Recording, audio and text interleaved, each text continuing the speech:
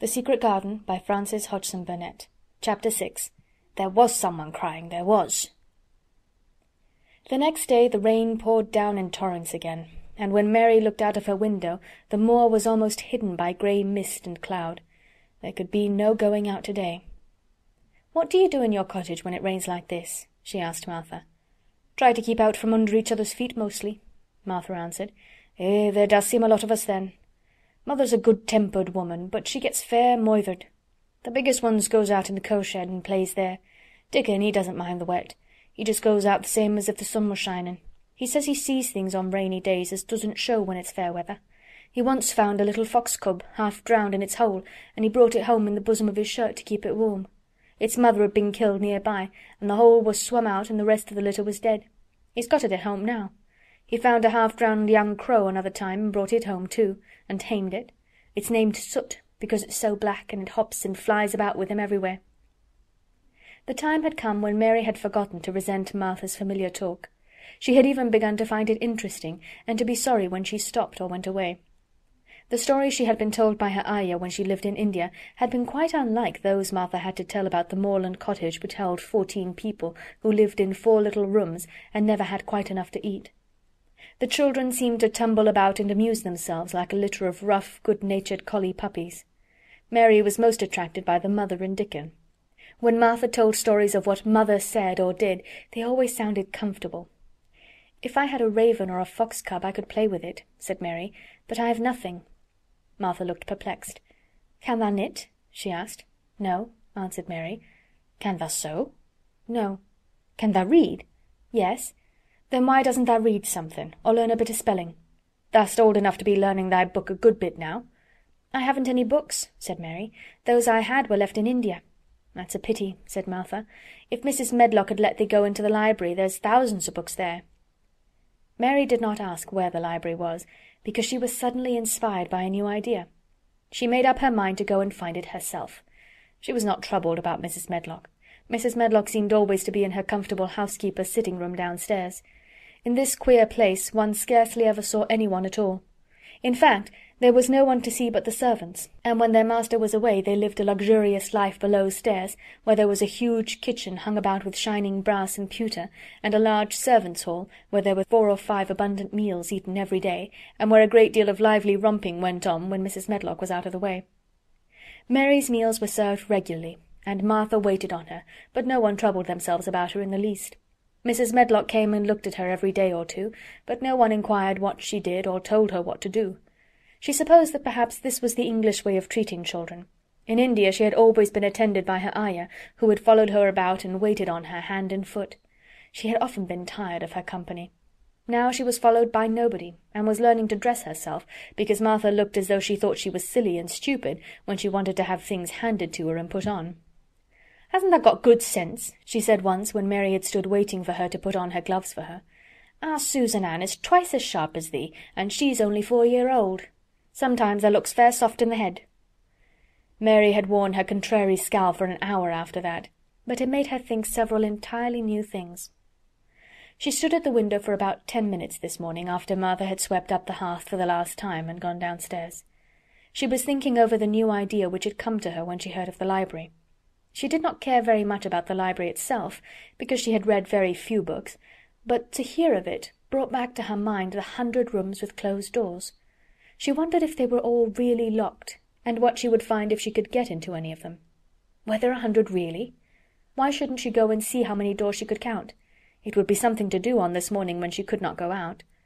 She had never been taught to ask permission to do things, and she knew nothing at all about authority, so she would not have thought it necessary to ask Mrs. Medlock if she might walk about the house, even if she had seen her. She opened the door of the room and went into the corridor, and then she began her wanderings. It was a long corridor, and it branched into other corridors, and it led her up short flights of steps which mounted to others again. There were doors and doors, and there were pictures on the walls. Sometimes they were pictures of dark, curious landscapes, but oftenest they were portraits of men and women in queer, grand costumes made of satin and velvet. She found herself in one long gallery, whose walls were covered with these portraits. She had never thought there could be so many in any house. She walked slowly down this place and stared at the faces, which also seemed to stare at her. She felt as if they were wondering what a little girl from India was doing in their house. Some were pictures of children, little girls in thick satin frocks which reached to their feet and stood out about them, and boys with puffed sleeves and lace collars and long hair, or with big ruffs around their necks. She always stopped to look at the children, and wonder what their names were, and where they had gone, and why they wore such odd clothes. There was a stiff, plain little girl rather like herself. She wore a green brocade dress and held a green parrot on her finger. Her eyes had a sharp, curious look. "Where do you live now?" said Mary aloud to her. "I wish you were here." Surely no other little girl ever spent such a queer morning. It seemed as if there was no one in all the huge rambling house but her own small self, wandering about upstairs and down, through narrow passages and wide ones, where it seemed to her that no one but herself had ever walked. Since so many rooms had been built, people must have lived in them, but it all seemed so empty that she could not quite believe it true. It was not until she climbed to the second floor that she thought of turning the handle of a door.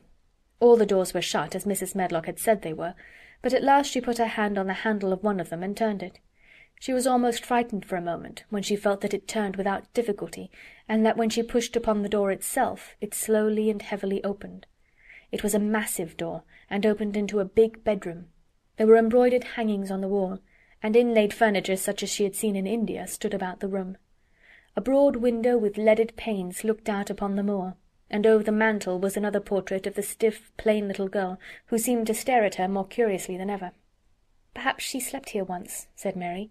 "She stares at me so that she makes me feel queer." After that she opened more doors and more. She saw so many rooms that she became quite tired, and began to think that there must be 100, though she had not counted them.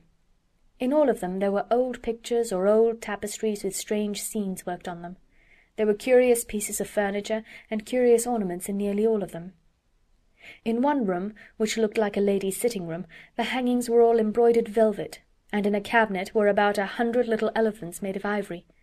They were of different sizes, and some had their mahouts or palanquins on their backs. Some were much bigger than the others, and some were so tiny that they seemed only babies. Mary had seen carved ivory in India, and she knew all about elephants. She opened the door of the cabinet and stood on a footstool and played with these for quite a long time. When she got tired, she set the elephants in order and shut the door of the cabinet. In all her wanderings through the long corridors and the empty rooms, she had seen nothing alive, but in this room she saw something. Just after she had closed the cabinet door, she heard a tiny rustling sound. It made her jump and look around at the sofa by the fireplace, from which it seemed to come. In the corner of the sofa there was a cushion, and in the velvet which covered it there was a hole, and out of the hole peeped a tiny head with a pair of frightened eyes in it. Mary crept softly across the room to look. The bright eyes belonged to a little grey mouse, and the mouse had eaten a hole into the cushion and made a comfortable nest there.